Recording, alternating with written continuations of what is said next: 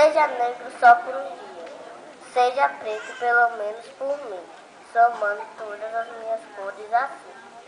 Vista a minha pele, assuma minha cor, seja você quem for, capture radicalmente a minha dor.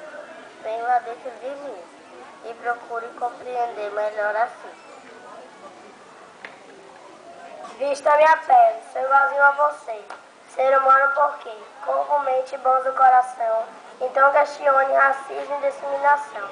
Vista a minha pele, sou vermelho por dentro e negro sempre 100%, afro-brasileiro e afrodescendente, muito além de para sempre, inteiramente ser humano, sobretudo gente.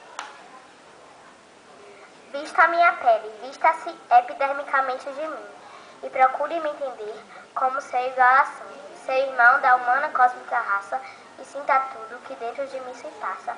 Assim você muito bem confere, assim você vai realmente se sentir, lá dentro da minha própria pele.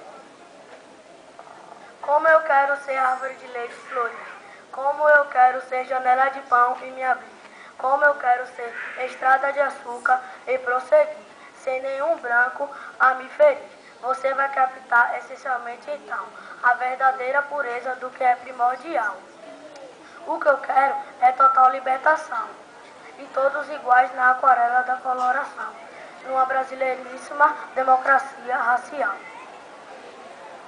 Seja um pouco mesmo negro aí, dentro de você para se sentir.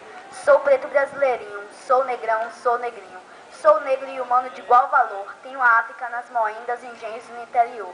Depois de me vestir, depois de sair de si, deixando de ser eu negro aí, venha e estenda sua mão, e de coração para coração, abrace-me como seu completo irmão, pele espiritual sendo uma só então, numa sagrada e sideral celebração.